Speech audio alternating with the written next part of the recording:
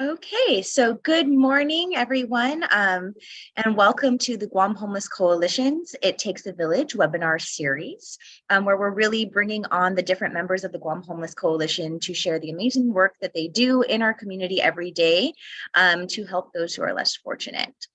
Today, I am happy to have the Department of Youth Affairs with us. The mission of the Department of Youth Affairs is to improve the quality of life on Guam for all people by the development and implementation of programs and services that promote positive youth development, decrease juvenile delinquency, and status offenses. We hold youth accountable for their action and provide them with appropriate services and opportunities to succeed in the community. So thank you so much for Director Brennan for being here. I will hand it over to you. Thank you. Thank you, Sam. Good morning, everyone. Hafa day. I want to thank the Guam Homeless Coalition for the opportunity to showcase the Department of Youth Affairs in this It Takes a Village webinar series. I think we all understand completely how it does take a village to help raise our youth and how good collaboration and partnerships are necessary to solve both long-standing and emerging issues on our island. I'd also like to thank Stephanie, who's joining me today. Hi, Steph, for preparing the slideshow and co-presenting today. Stephanie is a social worker by degree and a program coordinator by position. So I think we have a slideshow. Okay, there you go. All right, so thank you, Steph, for adding our pictures, and there's Stephanie as well. Next slide, please. Okay, so today we're going to talk about our mission, youth development, our community locations, where we're at, and our services. Next slide, please. So I think that most people, when they think about the Department of Youth Affairs, or they hear about it, they think mostly about our youth correctional facility or kiddie jail, or where some of you as parents threaten to take your kids when they misbehave. But our mandate is much larger than that, as our mission states on the slide. We have to implement programs and services that promote positive youth development, decrease juvenile delinquency and status offenses. And in order to do that, we have to increase opportunities for success for our youth. And so basically, that is what our mandate, our purpose in Public Law 14-110 states.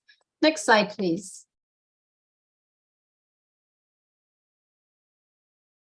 Okay, and so our goals and objectives are to reduce reoffense, to reduce recidivism. And what that is youth who enter the criminal justice system do so because of either delinquent offenses or status offenses. And so we monitor them, and the last end of the juvenile justice spectrum really is the youth correctional facility. And so when they do come to this last resort, we really try to work with them individually. We try to assess their risk and their needs and provide the appropriate response or treatment and services so that when they do transition out, that they are better able to handle the challenges that confront them in the community. So we do work with diversion programs, we work with probation, we work with all our partners. And when we do hire people for the Department of Youth Affairs, we're ensuring that our staff are qualified and that we provide the training, especially around the neuroscience of adolescent brain development, so that they know what kind of behavior to expect from high-risk adolescents.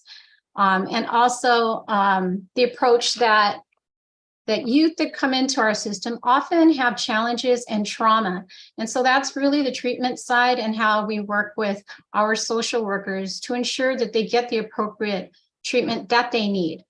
Of course, I think maintain proper facilities and equipment is so important, but I think the appropriate word is to have a proper facility, an adequate facility that really is conducive to youth learning and to youth learning how to cope with any of the issues that they have. We are working really hard to implement effective evidence-based programs and practices. And what those are programs that have been nationally recognized and shown to really reduce recidivism and reoffense. And of course, no single agency or nonprofit organization can do this work alone. So we really rely on our relationships and our partners like Manetlu, like the Guam Homeless Coalition, like GBWIC, to effectively carry out our work. Next slide, please. Okay, so the Department of Youth Affairs, again, it's not only the Youth Correctional Facility, and I'm going to have Stephanie take this slide. It just really is a description of the different units within the Department of Youth Affairs. Yes, thank you, Director Brennan. So under her office, we have 4 units: the prevention unit, the youth development unit, and that's kind of where the social workers and our community program aides are out in the community serving the clients and all the youth of Guam. We have the youth correctional sides. That's where our youth clients are housed at. And we have 2 main. We have the youth correctional facility. That is where we hold our non-status offenders. Those are the youth that commit serious and violent crimes such as burglary, assault, trespassing. And then the clients in our cottage homes are status offenders, meaning that they commit crimes because they're minors. So this is like truancy, running away, skipping school, or beyond control. And lastly, we have our vocational rehabilitation and supportive services. Of course, like our admin side, culinary, and then our maintenance and facility. Thank you. Next slide.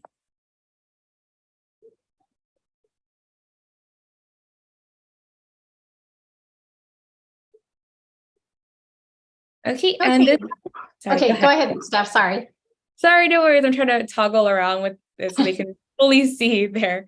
So clients, when they're brought in, they're either brought in by GBD, the juvenile investigative side, juvenile probation, or Guam Department of Education, mostly for truancy. So once a client comes into our facility, they're of course taken to our intake office. And something that I appreciate at DYA is the minute a client comes into our intake, they are immediately assigned a social worker.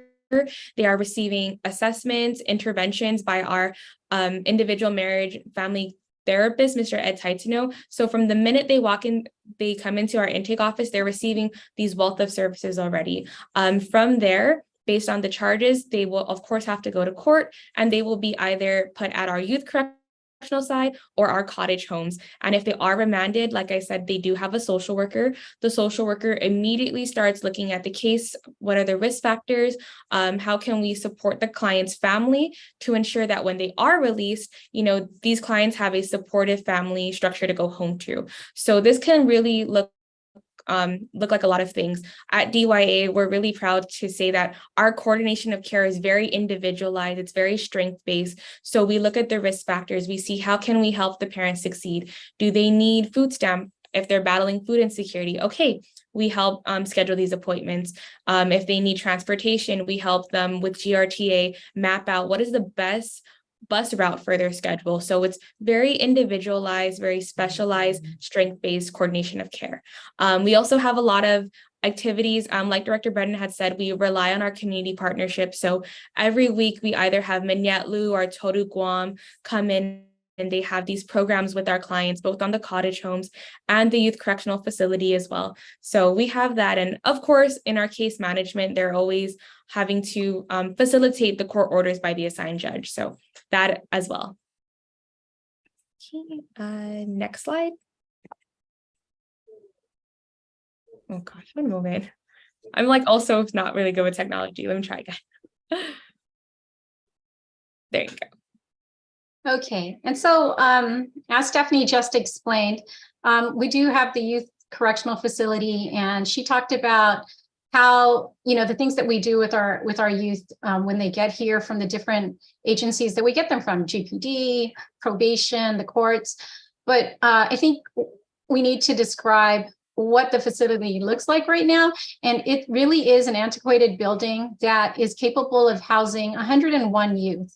And I believe that before 2015, our numbers were at 80 to 100 youth on a daily basis.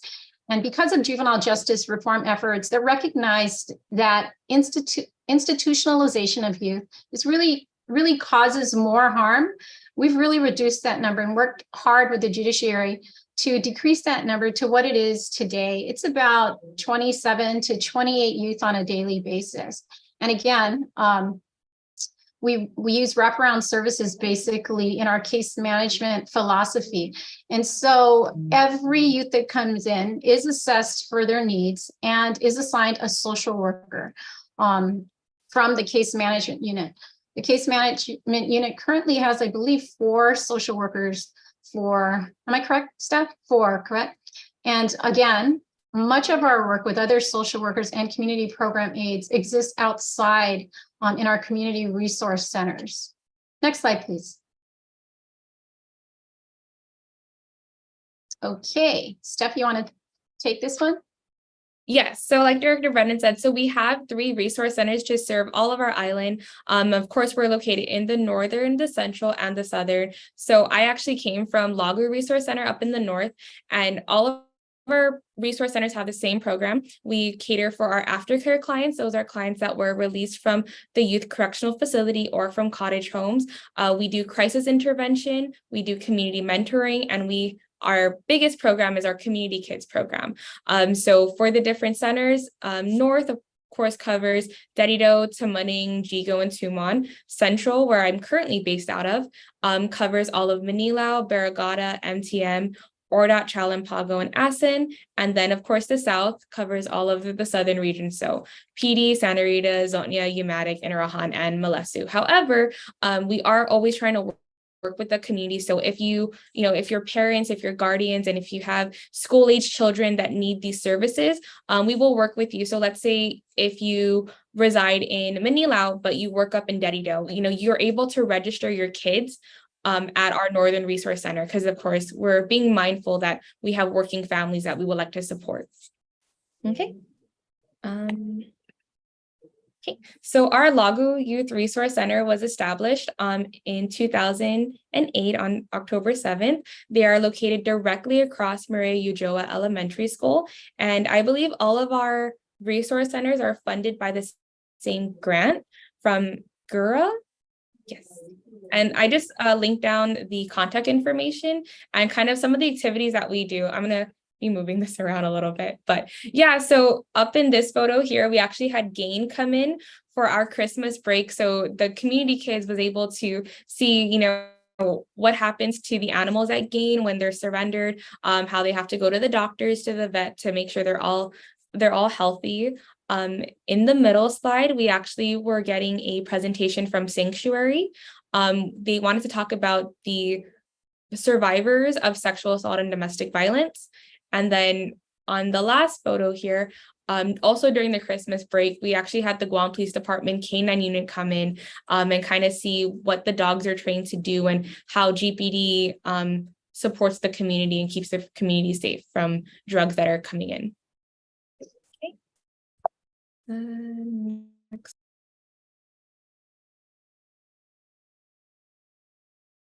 I could also talk about this one because I'm currently stationed here. So at our Cutson Youth Resource Center, this was actually our latest resource center to have been built. We were established in 2015. We are located directly behind our main compound in Manilao. So you would just have to, or the road across Dairy Mart, that's the best way I could describe it, follow the chain link fence to the back. We're a bright building, blue and green, so really hard to miss once you follow the road. And that's our contact information there. Very good. Director, for our last one. Okay, I actually can't really see the slide. I don't know why. But the Haja Youth Resource Center is located in Agate, and I believe that was it the first youth resource center established? Yes, it was. Yeah, I believe so. And so again, a host of activities for after school kids, summer camps, intercession camps. These are all some activities like mentoring, homework assistance, tutoring assistance. It's all provided free of charge for at-risk youth in the community who would have, maybe no one to go home to, latchkey kids, just something that they can take part of, that provides them with positive youth development experiences and opportunities. Yes, absolutely. Before I forget, ma'am, so actually in this photo here, this is the artist Meta Sarmiento from Yeah, he was brought in, I believe, from Kaha, to talk to our community kids from the South as well. And I think he did a tour to the other resource centers, but it was really great for those community kids to hear how, in Guam, you can start with your passion and then you can go off violin and cultivate that passion. But the most important thing is coming home and giving back to the community. So Meta was able to share his experience with our community kids in that way. Thanks, Steph. Next one. Okay, so, I think that we pretty much mentioned all the services that we provide, but, just to review, we do crisis intervention with the youth here at our youth correctional facility. Our social workers are equipped to do crisis intervention, as well as some of the community kids that might be in crisis as well. We do community mentoring, a lot of outreach. We have an aftercare program that is court ordered, and it includes kids that are involved in the juvenile justice system that really provide some aftercare services as they transition out of the judicial system. And again, we mentioned the different opportunities that the community kids have at our community resource centers during summer breaks, intersessions, and the kinds of services that we provide, such as homework assistance, peer mentoring, and EI and positive social interactions with their peers. Next slide. Sorry, one more thing, Director Brennan. Oh, sorry. Okay, Stephanie should have taken this slide.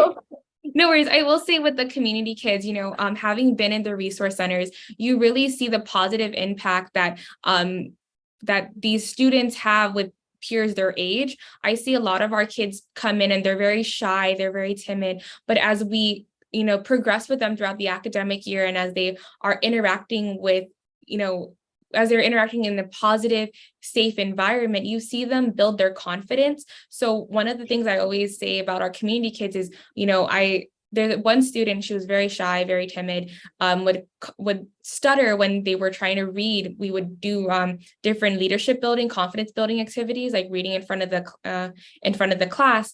And at the end of the academic year, she was able to read an entire book on their own. She had that confidence and that ability. So that's just one testament that our community kids program, can offer for, your young students, your school age children. Thank you.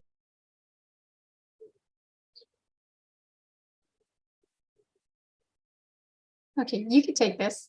Okay, yeah. So like Director Brennan had also mentioned earlier, we're taking a very holistic approach to juvenile justice. So it's very youth-centered coordination of care. We're emphasizing their strength-based and their unique abilities. We're encouraging them to utilize problem-solving skills while also empowering them to actively participate in their case. So we're providing them the options. We're saying, okay, this is one recommendation. What is your opinion on it? Because of course, as clients, it's their case. We consider them a partner in their case. We also consider their family and their parents partners in this case. Like I said earlier, if they are experiencing food insecurity, trouble with transportation, or anything like that, we are always striving to ensure that we're building these connections with outside organizations. We're making these referrals so that way the family can succeed. And of course, our goal is always to ensure that the student goes back to their to a safe environment. And of course, to the community, like we've always said, we build on these connections. And so we have referrals to Manyetlu for their mentorship program, referrals to Ifamagonsa for juvenile, counseling. So of course, community partnerships is always needed and welcomed.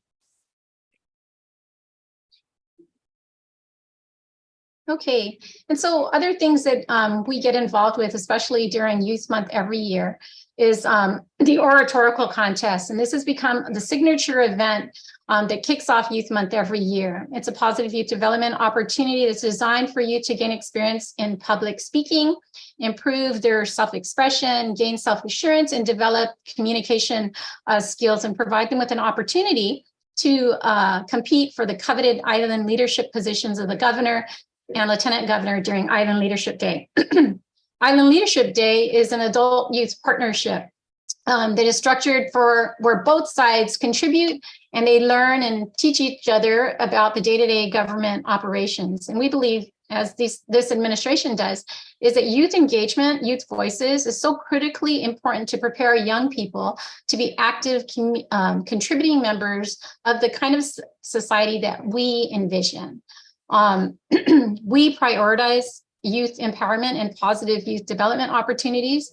And in this way, the governor and lieutenant governor really insisted, I guess, on resurrecting the governor's summer youth employment program, which had been, kind of in hibernation for the last 15 years. And so, as you can see by the dates on this current slide, from 2021 to 2023, I think we hired or employed close to 4,000 students, and we had them get involved with hundreds of host agencies within the government and the Guam Department of Education to give them entry-level experience and a kind of foot in the door about what to expect if you're a government employee, and gave them options, career options to think about. And so as an administration, we support programs that generate the best outcomes for our kids. And we knew that, the Department of Youth Affairs really could not afford to do this. And so we collaborated initially with the Department of Education to help fund this program, and then with, the governor's office to fund this program. And we hope to have a 2024 program as well. Next slide. Okay, Steph, you want to talk about our ongoing projects? Yes, so some of the ongoing projects we have is actually our transitional pilot program. This is something that we're very excited to be doing. We're revising the way that we look at our case management.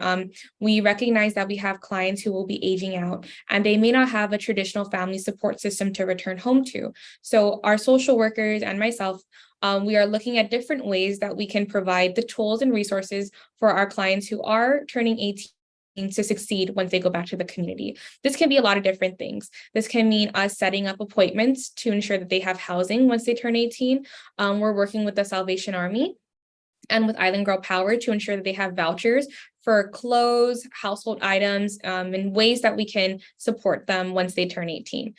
We do have our Credible Messenger. This is a program that we invite individuals to come speak to our clients in the youth correctional facility. It's also for individuals who may have experience or lived experience with the juvenile justice system or with the Department of Corrections, because we find value and, we hold value that lived experiences are able to, help shape the lives of our clients and to give them, to transform their negative attitudes to help improve their life. Of course, we are ongoing with our community engagement. DYA is a part of the Guam Housing Coalition, and we're also partnering with other agencies as well. We actually have a outreach this Saturday with the Guam Coalition Against Sexual Assault and Family Violence. Of course, more community engagement and more opportunities to get the word out of what DYA does and the services we provide for the community. We are also trying to expand our community social development unit. So we're trying to build up more community resource centers to help meet the needs of our community. And lastly, we're actually going to be having a groundbreaking for our new DYA administration building. I believe that's set for early 2024, but we're very excited to have a updated building that will be able to better serve our community. And inclusive of the new DYA administration building, we're also changing our perimeter fence line so it doesn't look as penal as the Department of Corrections, because we do believe that youth are children and that, that institutionalization causes more harm. So we want to get that fence line up for safety, but not necessarily with the barbed wire look that is currently what we have. So next slide. Okay, so Steph talked about a little bit about the outreach that we do, that we continue to do as a means to educate, but also as a means of prevention. So we want to make sure that we divert youth away from the juvenile justice system. We want them to attain the skills necessary to control their behavior and to understand how to appropriately respond, when they're faced with maybe conflicts that, while in the home, they didn't kind of learn and emulate. So we are doing a lot of prevention, a lot of outreach. And, I just want to remind everyone, Stephanie and all the team at DYA, we work with the most vulnerable and marginalized youth in our community. Many have learning disabilities and mental health conditions that when they intersect with the correctional facility, we're seeing it, they're being assessed at, here. And so we just want you to know that we need our partners and that collectively we cannot waver in our commitment to help them thrive, to help them grow and help provide them with a healthy and safety living environment and the opportunities so that they one day can lead productive lives, making, that's our ultimate goal. And it's an investment in their future, but our future as well. And so before I end, I'd like to say thank you to Stephanie and all the DYA employees and all our partners who understand that who youth become is shaped by their interactions with the people and opportunities made available to them in the community. So thank you, everyone. Thank you, Director Brennan, and that will conclude our presentation for today. Thank you all so much. We are giving time for any questions. We have it open on YouTube as well, so we'll let you know if anything comes through. But thank you all so much.